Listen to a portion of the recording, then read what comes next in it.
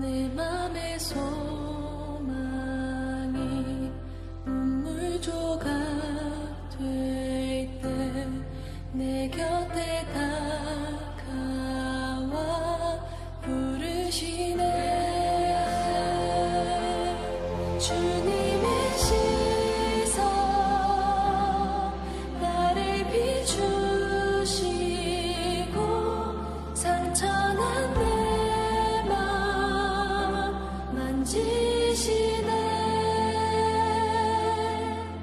말씀하시고 회복해 하시네. 주의 사랑이 다시 살게 하시네.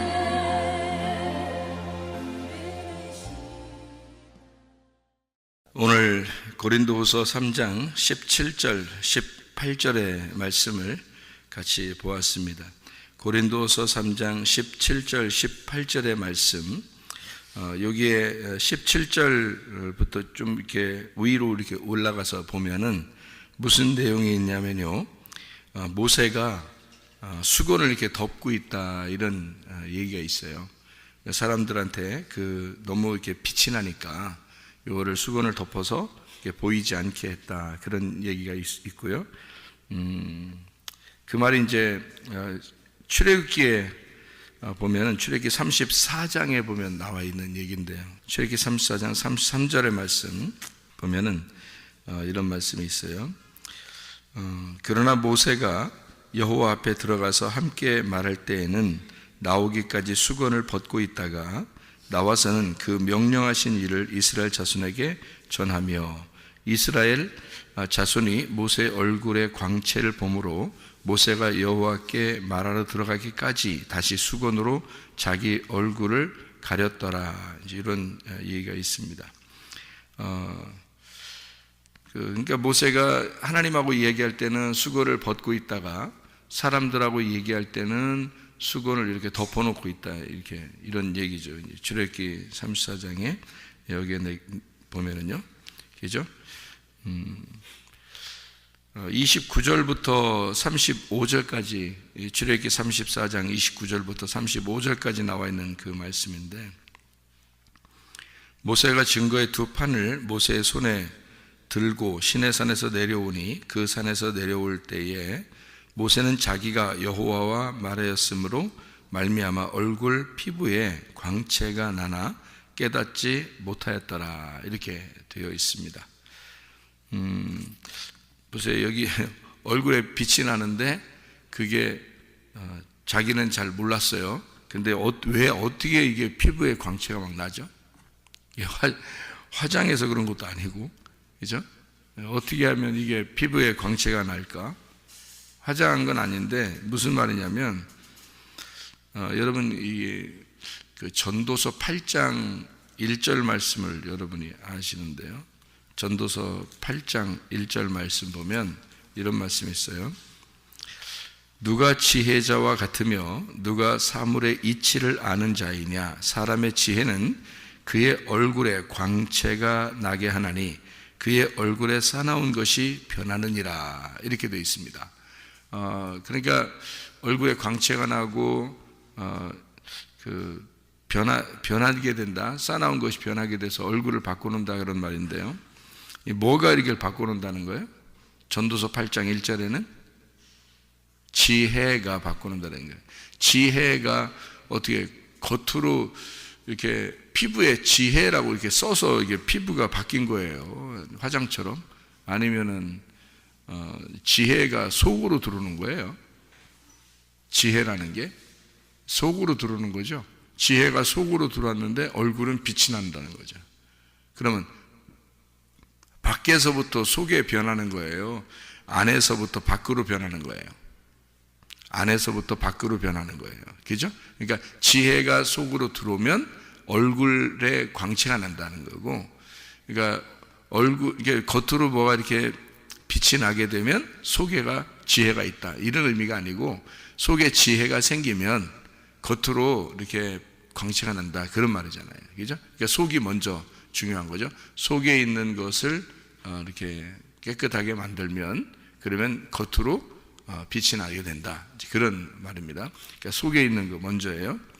마찬가지로 출애굽기 34장 29절에도 모세가 그 증거의 두 판을 모세의 손에 들고 시내산에서 내려오니 그 산에서 내려올 때에 모세가 자기가 여호와 말하였으므로 말미암아 얼굴 피부에 광채가 나서 나는 깨닫지 못하였더라. 자, 겉으로 이렇게 피부가 광채가 나는데 자기는 잘 모르겠어요. 근데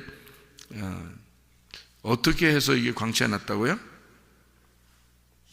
자기가 여호와와 말하였으므로 이랬습니다. 그죠? 자기가 여호와와 말하였으므로 피부에 광채가 났다. 이렇게 돼 있잖아요.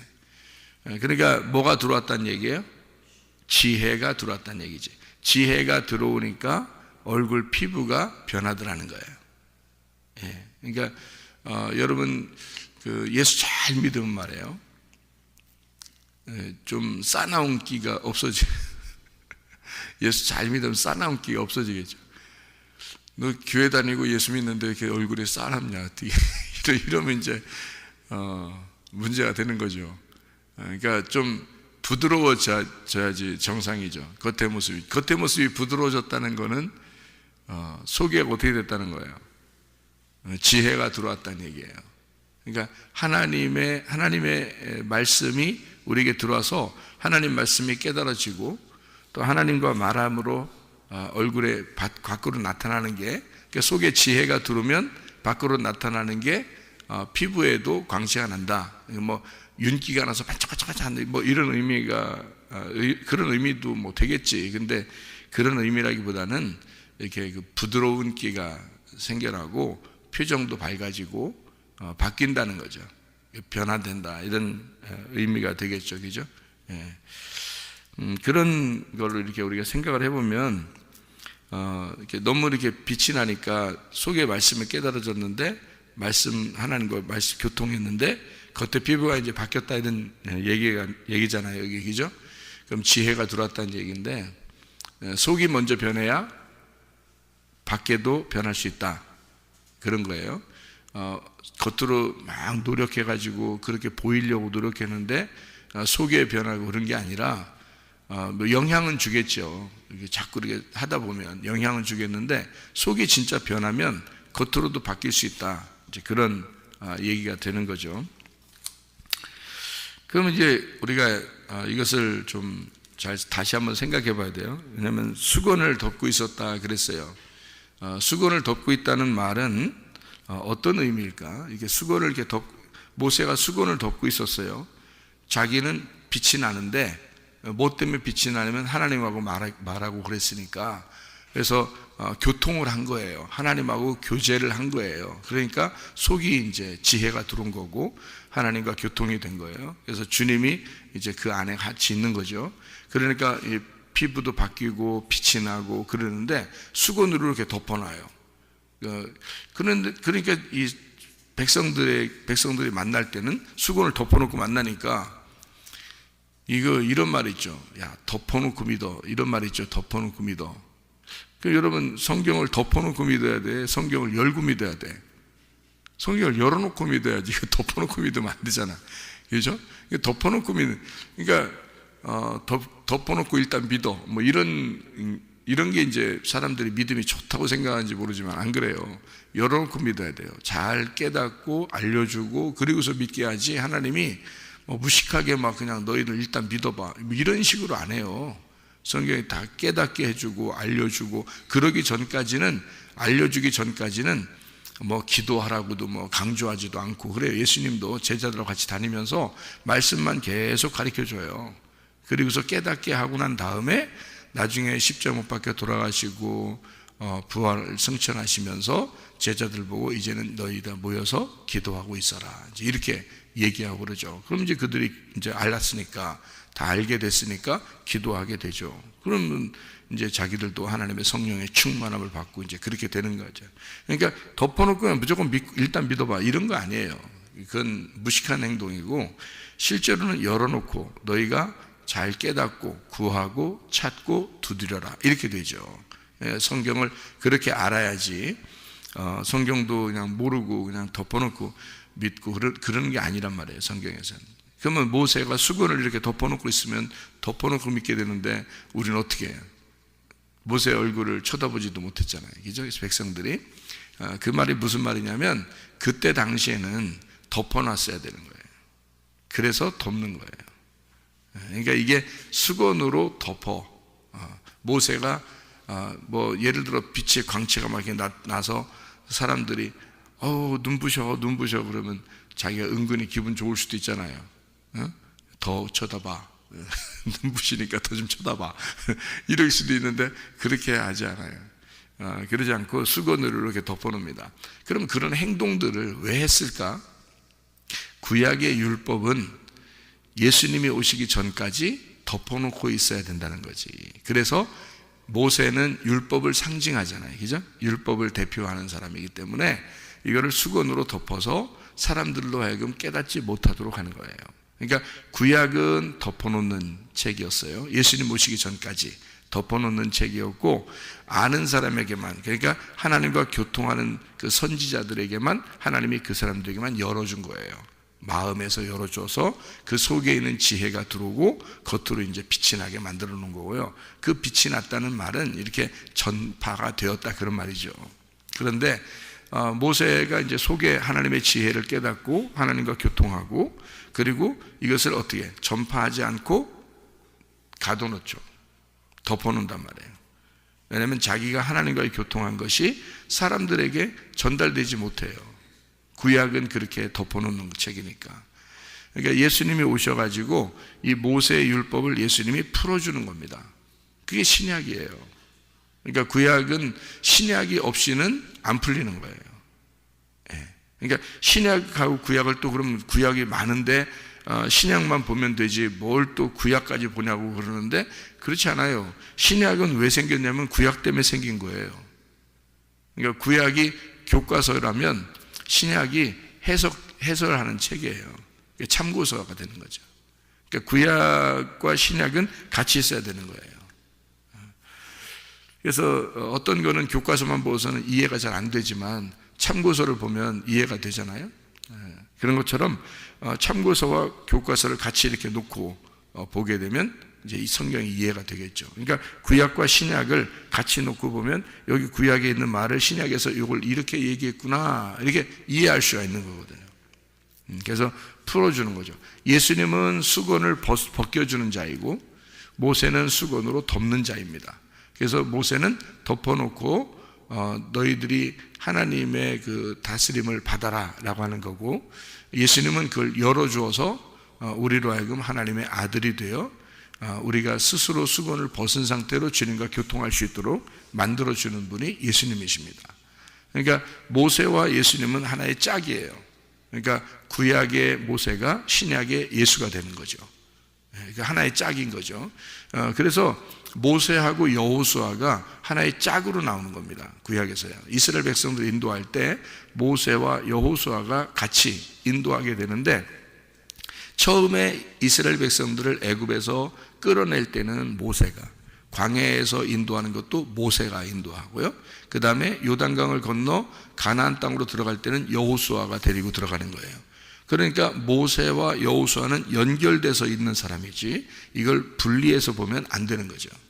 그러니까 이 분리된 사람이 아니고 여호수아라는 예수가 이스라엘 백성들을 가나안 땅으로 들여보낸다라고 하는 것, 그 요단강을 건널 때 그 요단강의 심판, 예수님의 그 침례를 의미하는 장소거든요.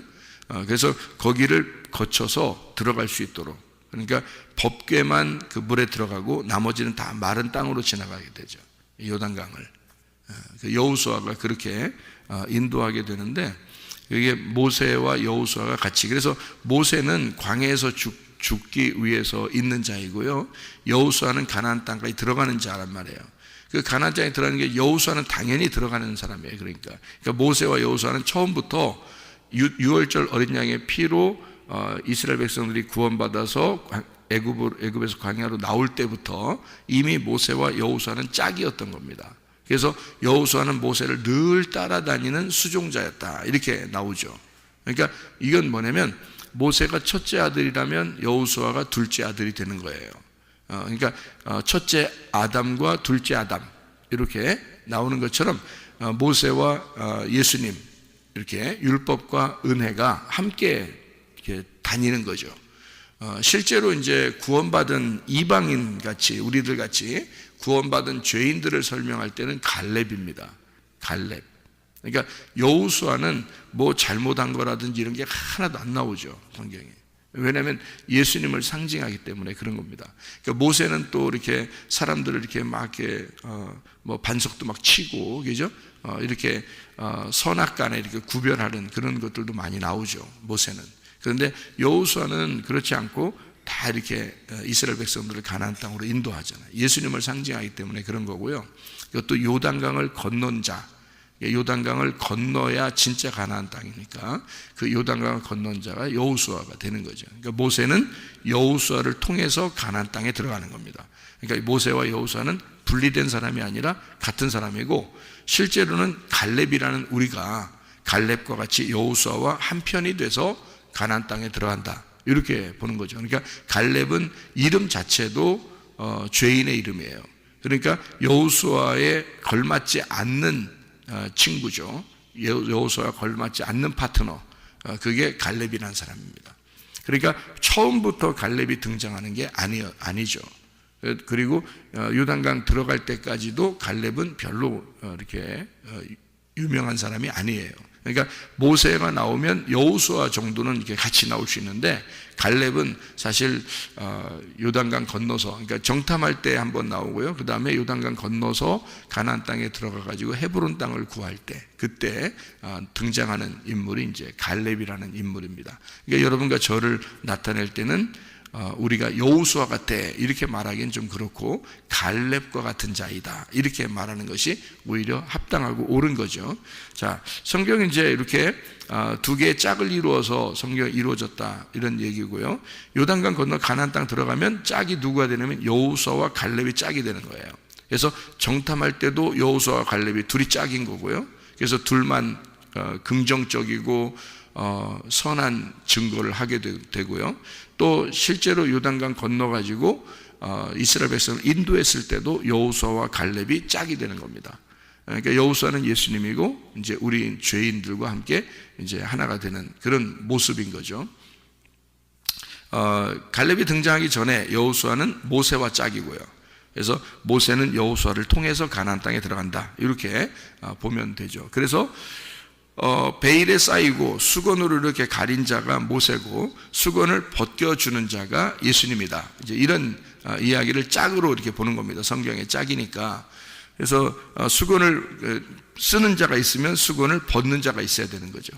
그래서 수건을 이게 쓴다, 수건을 벗는다, 이렇게 말하니까 이것을 거울로 보면 말이에요. 성경에 이렇게 고린도서 3장에 있는 이 거울로 본다면, 거울을 여러분이 이렇게 쳐다보면은 거울이 겉에 있어요, 사람이 겉에 있어요? 거울을 쳐다보면 그 거울이 밖에 있어요, 사람이 밖에 있어요? 거울 쳐다보셔봤죠? 매일 거울 쳐다보시죠, 여러분? 그러니까 거울 쳐다보면 사람이 밖에 있어요, 거울이 밖에 있어요? 거울이 밖에 있죠. 왜냐면 거울을 안 쳐다볼 때는 거울을 안 쳐다볼 때는 모르는데, 거울을 쳐다보면 사람이 안에 있잖아, 그죠? 이게 여기 우리가 거울 쳐다볼 때마다 쳐다보면 사람이 안에 있죠. 안 쳐다볼 때는 모르죠. 거울이 뭐 밖에 있는지 속에 있는지 모르잖아요. 근데 거울을 쳐다보기만 하면 거울 속에 사람이 있어요, 그죠? 희한하게 거울 안 쳐다볼 때는 몰라요. 근데 거울을 쳐다보면 사람이 안에 있어요, 거울 안에. 그러면 사람이 그 안에 있으니까 사람을 이렇게 좀 풀어줘야 되겠어요? 아니면 그냥 가둬놓을까요, 거울 안에다? 거울 안에다가 사람을 가둬놔야 되겠어요? 아니면 거울 속에 있는 사람을 좀 풀어줘야 되겠어요? 풀어줘야 되겠죠, 그죠? 풀어주려면 어떻게 하면 풀어질까? 거울을 깨치면 되는 거예요. 거울을 깨치면 속에 있는 사람이 풀어집니다. 이 거울이 이제 안 깨지면요, 거울이 존재하는 한, 내가 거울을 쳐다보는 한 무조건 거울 안에 갇혀 있는 거예요. 무슨 말인지 아시겠어요? 거울을 쳐다보면 참 희한한 모습이죠, 그죠? 그러니까 거울 속에 있는 그것은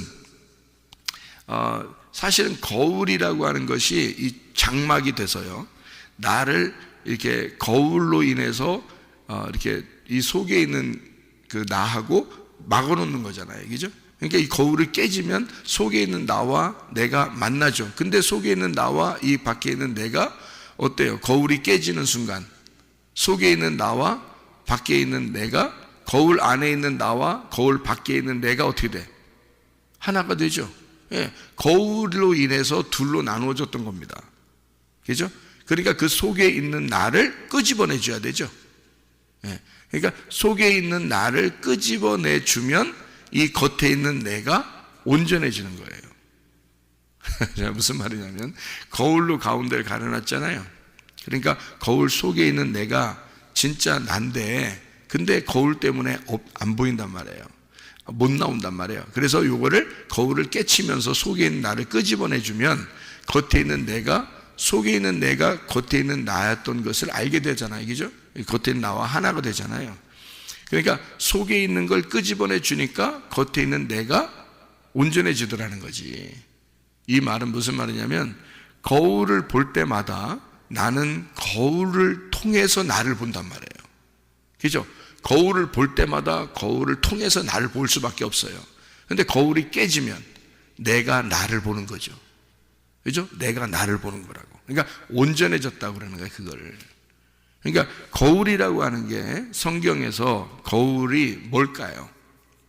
여러분, 성경에서 거울이 뭘까?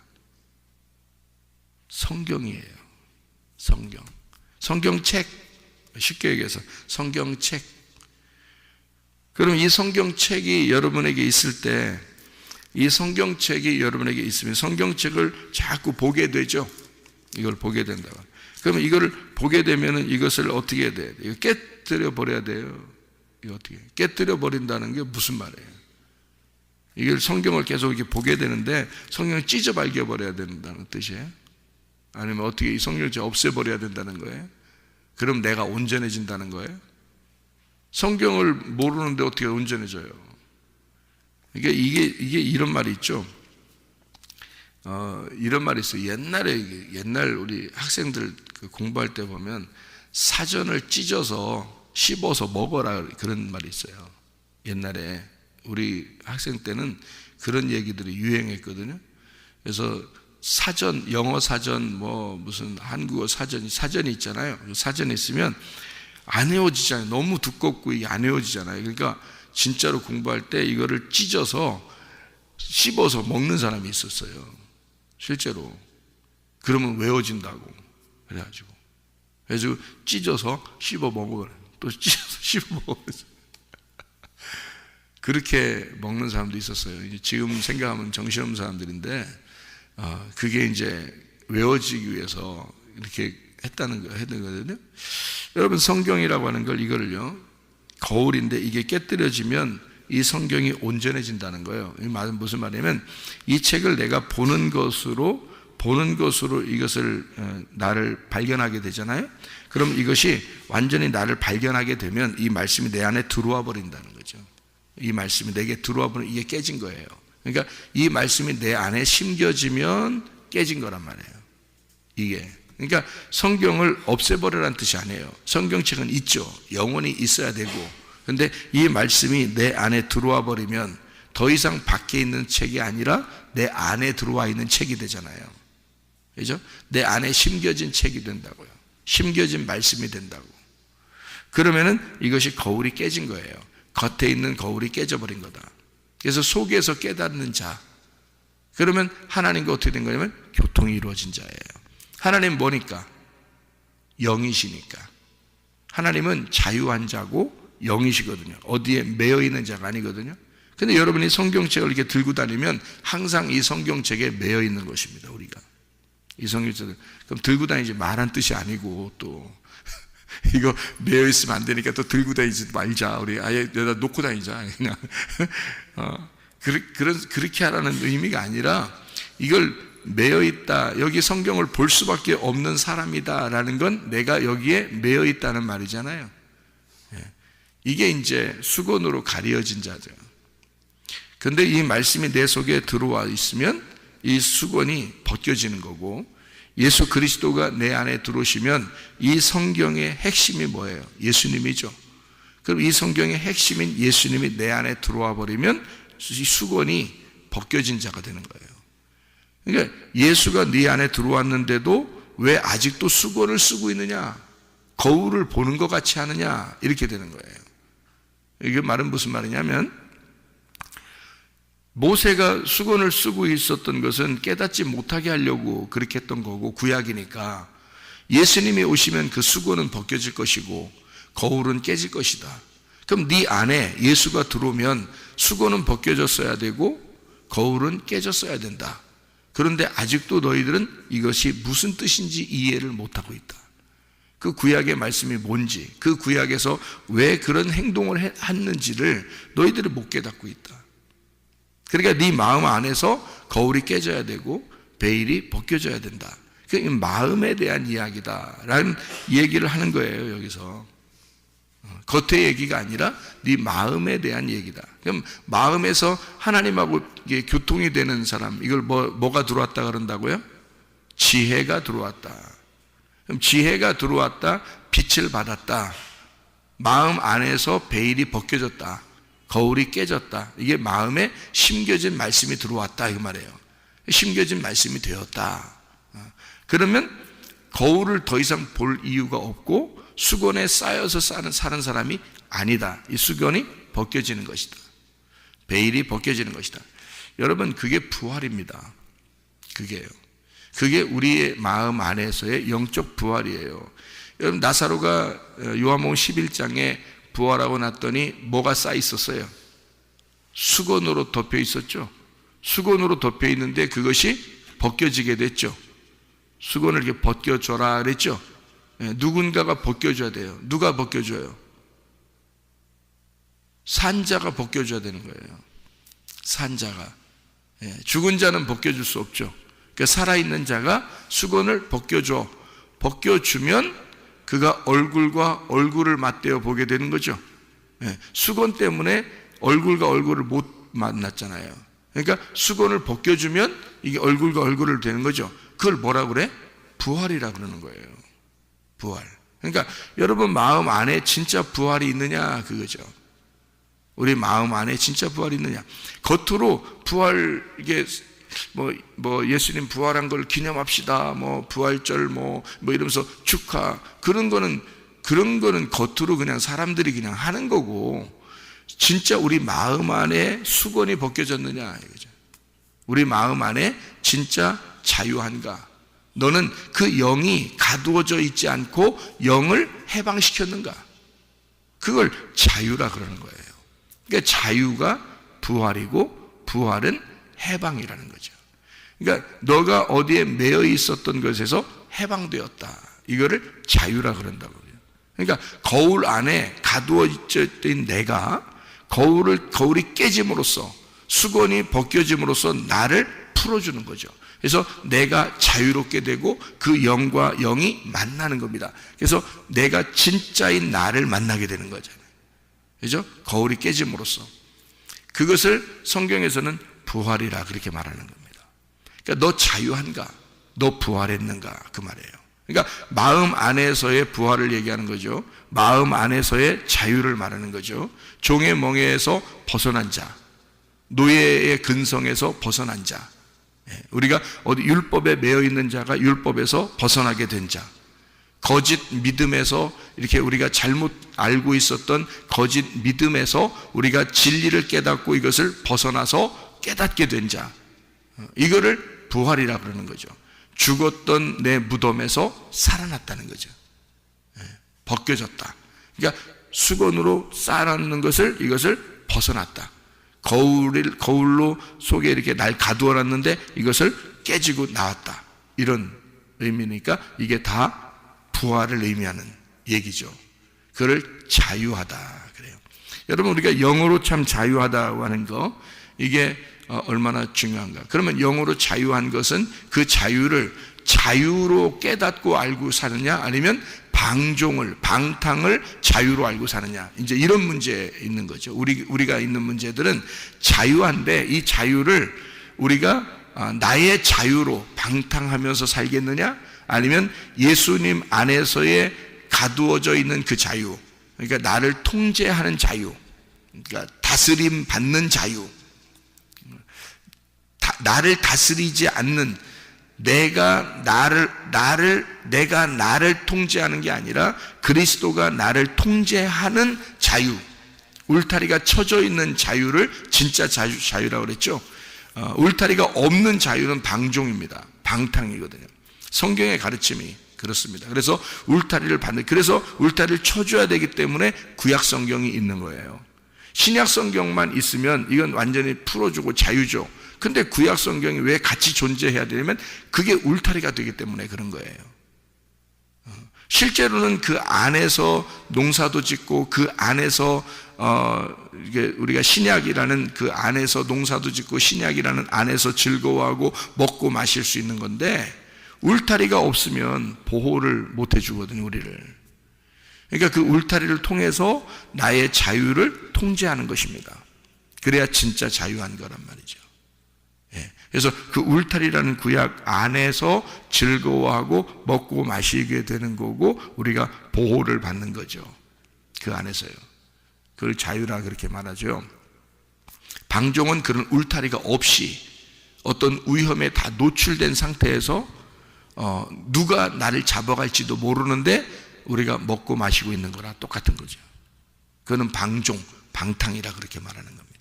그러니까 이런 율법 안에서 너희가 이 자유를 깨닫게 돼야 된다. 그 말은 영의 자유를 얘기한다. 하나님은 자유하신 분이고 하나님은 영이시다는 얘기예요.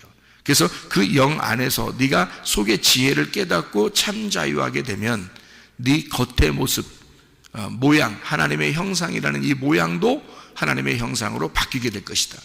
너의 모습도 하나님의 형상으로 바뀌게 된다. 그 모양도 바뀐다, 이 말인데요. 자, 여기서 18절에 고린도서 3장 18절, 우리가 다 수건을 벗은 얼굴로 이렇게 되어 있습니다. 베일을 벗었다는 얘기인데 아나칼립토라는 말입니다. 이게 드러난다라는 말이에요. 드러났다, 들추어낸다. 너를 들추어내자, 이 말이에요. 들추어내자, 그 말은 너를 해방시키자. 네 속에, 그러니까 네 속에 너를 가두어져 있는 것을 해방시켜서 진짜 참 나를 발견하자.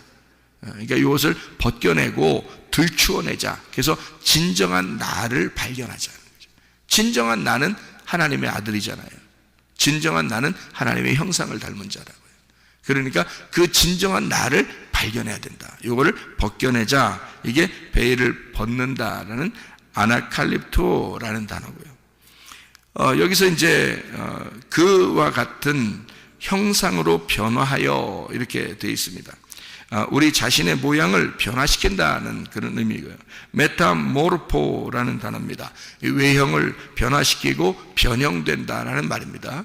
그러니까 실제로 우리의 속에 진정한 지혜가 들어오면 얼굴 모습에 광채가 난다라는 말처럼 이 수건을 벗겨놓으면 모세의 얼굴이 광채가 났다. 그래요. 다 어떤 의미로 써놨다고요? 하나님과 교통하는 자, 하나님을 만난 자, 하나님의 말씀을 깨닫게 된 자, 이것이 겉으로 수건 때문에 보이지 않는 것이 벗겨지게 되면 이것이 빛이 나타난다는 거죠. 모양, 외형적인 모양도 그렇게 바뀌게 되어진다, 이런 말이거든요. 그러니까 속에 있는 마음에서의 베일이 벗겨지면 겉에 있는 베일도 벗겨진다. 속에 있는 거울이 깨지면 겉의 거울도 깨지게 돼서 속에 있는 나, 진정한 참 나와 내 겉에 있는 내가 같이 하나가 되어 속에 있는 내가 밖으로 드러나는, 속에 있는 그리스도가 내 밖으로 드러나 나의 모습을 밖으로 빛이 나게 한다, 그 말이죠. 그 모습. 그러니까 이걸 뭐라고 그러냐면 부활이라 그렇게 말한다. 네가 수건으로 가두어져 있는 죽음에서 네가 이 수건이 벗겨짐으로 부활하게 돼, 살아난다. 그리고 거울 안에 가두어졌던 네가 이 거울이 깨짐으로써 너의 진정한 네가 너와 하나가 된다. 이것이 부활이다. 진짜 부활이 여러분과 제가 우리의 속에서 우리가 죄의 멍에 매여 있는 것이 아니라 거기서 벗어난 진정한 자유, 영 안에서의 자유, 내 속에 가두어져 있었던 나를 내가 겉으로 끄집어내는 진정한 참 나를 끄집어내서 그 진정한 참 나와 겉에 있는 내가 하나가 되어 진짜 지혜가 밖으로 드러나는 빛의 사람들이 되셔야 합니다. 기도하겠습니다.